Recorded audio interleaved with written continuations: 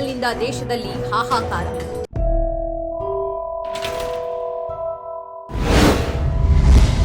LPG ಸಮಸ್ಯೆಯ ತಾಂಡವಕ್ಕೆ ಕಾರಣವೇನು? ಪರಿಹಾರಕ್ಕೆ ಭಾರತದ ಮುಂದಿರೋ ಆಯ್ಕೆ ಎಂಥದ್ದು? ಸಿಲಿಂಡರ್ ವ್ಯತ್ಯಯ ಇಡೀ ದೇಶದಲ್ಲಿಯೇ ತಲ್ಲಣ ಮೂಡಿಸಿಬಿಟ್ಟಿದೆ. ಅದೆಷ್ಟೋ ಹೋಟೆಲ್ ಬಂದಾದ್ರೆ ಬಹುಪಾಲು ಹೋಟೆಲ್ಗಳಲ್ಲಿ ಮೆನ್ಯೂ ಕಡಿತವಾಗಿದೆ. ಪಿಜಿಗಳಲ್ಲಿ ಮಧ್ಯಾಹ್ನದ ಊಟವೇ ಇಲ್ಲ. ಸ್ಕೂಲ್ಗಳಲ್ಲಿ ಸೌದೆ ಒಲೆಯಲ್ಲಿ ಬಿಸಿಯೂಟದ ಅಡುಗೆ ಮಾಡ್ತಿರೋ ಚಿತ್ರಣ ಕಾಣಿಸ್ತಾ ಇದೆ. ಮದುವೆ ಚೌಟ್ರಿ ಅವರು ಸಿಲಿಂಡರ್ಗಾಗಿ ಪರದಾಡ್ತಿದ್ದಾರೆ. ಇನ್ನು ಸಿಕ್ಕಿದ್ದೇ ಅವಕಾಶ ಅಂತ ಕಾಳ ದಂಧೆಕೋರರು 3 ಪಟ್ಟು ಬೆಲೆಗೆ ಮಾರಾಟ ಮಾಡ್ತಿದ್ದಾರೆ. ಅಲ್ಲಿ ಇಲ್ಲಿ ಸಿಲಿಂಡರ್ ಕಳ್ಳತನದ ಪ್ರಕರಣವೂ ಕೇಳಿ ಬರ್ತಾ ಇದೆ. ಹಾಗಾದ್ರೆ ಭಾರತದಲ್ಲಿ ಗ್ಯಾಸ್ ಟ್ರಬಲ್ಗೆ ನಿಜವಾದ ಕಾರಣ ಏನು? ಯುದ್ಧದಿಂದ ಆಗ್ತಿರೋ ಸಮಸ್ಯೆ ಎಂಥದ್ದು? ಪರಿಹಾರ ಮಾರ್ಗ ಇದೆಯಾ ಇಲ್ವಾ? ಅದೆಲ್ಲದರ ಬಗ್ಗೆ ಇನ್ಫಾರ್ಮೇಶನ್ ಇಲ್ಲಿ. ಗ್ಯಾಸ್ ಟ್ರಬಲ್ಗೆ ಬಹುಮುಖ್ಯ ಕಾರಣ ಅಮೆರಿಕ, ಇಸ್ರೇಲ್ ಮತ್ತು ಇರಾನ್ ನಡುವಿನ ಯುದ್ಧ.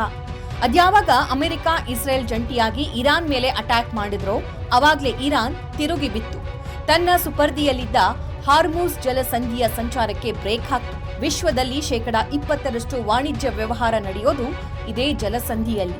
ಪ್ರತಿಯೊಂದು ದೇಶಕ್ಕೂ ಈ ಮಾರ್ಗ ಮಹತ್ವದ್ದಾಗಿತ್ತು. ಭಾರತಕ್ಕೆ ಕೊಲ್ಲಿ ರಾಷ್ಟ್ರಗಳಿಂದ ಪೆಟ್ರೋಲ್, ಡೀಸೆಲ್ ಮತ್ತು ಎಲ್ಪಿಜಿ ದೊಡ್ಡ ಪ್ರಮಾಣದಲ್ಲಿ ಬರ್ತಾ ಇದ್ದಿದ್ದೇ ಈ ಜಲಸಂಧಿಯಿಂದ. ಆದ್ರೆ ಇರಾನ್ ತಡೆ ನೀಡಿರೋ ಹಿನ್ನೆಲೆಯಲ್ಲಿ ಭಾರತಕ್ಕೆ ಬರಬೇಕಾಗಿದ್ದ ಇಂಧನ ಬರ್ತಾ ಇಲ್ಲ.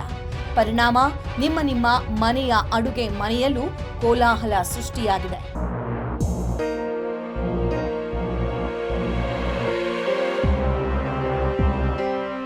ಇಡೀ ವಿಶ್ವದಲ್ಲಿ ಗರಿಷ್ಠ ಪ್ರಮಾಣದಲ್ಲಿ ಸಿಲಿಂಡರ್ ಬಳಸೋ ದೇಶದಲ್ಲಿ ಭಾರತ 2ನೇ ದೊಡ್ಡ ರಾಷ್ಟ್ರ. ಪ್ರತಿ ವರ್ಷಕ್ಕೆ 33 ಮಿಲಿಯನ್ ಮೆಟ್ರಿಕ್ ಟನ್ ಎಲ್ಪಿಜಿ ಬಳಸಲಾಗ್ತಿದೆ. ಅದರಲ್ಲಿ ಸುಮಾರು 20ರಿಂದ 23 ಮಿಲಿಯನ್ ಮೆಟ್ರಿಕ್ ಟನ್ ಎಲ್ಪಿಜಿಯನ್ನ ವಿದೇಶದಿಂದ ಆಮದು ಮಾಡಿಕೊಳ್ಳಲಾಗುತ್ತೆ.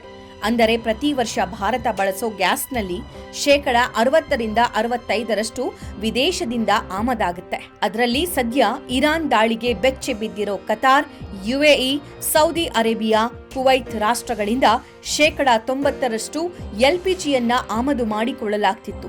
ಅದೆಲ್ಲವೂ ಹಾರ್ಮುಜ್ ಜಲಸಂಧಿಯಲ್ಲಿಯೇ ಬರಬೇಕಾಗಿತ್ತು.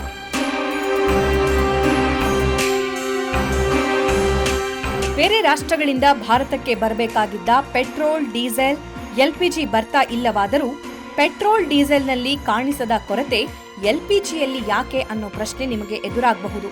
ಅದಕ್ಕೆ ಉತ್ತರ ಇಲ್ಲಿ. ಭಾರತ ಪೆಟ್ರೋಲ್, ಡೀಸೆಲ್ಗಳನ್ನ ಸುಮಾರು 70 ದಿನಗಳಿಗೆ ಆಗುವಷ್ಟು ಸ್ಟಾಕ್ ಮಾಡಿಕೊಂಡಿರುತ್ತೆ. ತುರ್ತು ಸಂದರ್ಭದಲ್ಲಿ ಅದನ್ನ ಹೊರತೆಗೆಯುತ್ತೆ. ಇನ್ನೊಂದು ಪೆಟ್ರೋಲ್, ಡೀಸೆಲ್ಗಳನ್ನ ರಷ್ಯಾ, ಅಮೆರಿಕ ಸೇರಿದಂತೆ ಬೇರೆ ಬೇರೆ ದೇಶಗಳಿಂದ ಭಾರತ ಖರೀದಿ ಮಾಡುತ್ತೆ. ಹೀಗಾಗಿ ಹಾರ್ಮುಜ್ ಜಲಸಂಧಿಯ ಬಂದ್ ಭಾರತದಲ್ಲಿ ಪೆಟ್ರೋಲ್, ಡೀಸೆಲ್ ಮೇಲೆ ಅಷ್ಟೇನು ಪರಿಣಾಮ ಬೀರ್ತಾ ಇಲ್ಲ.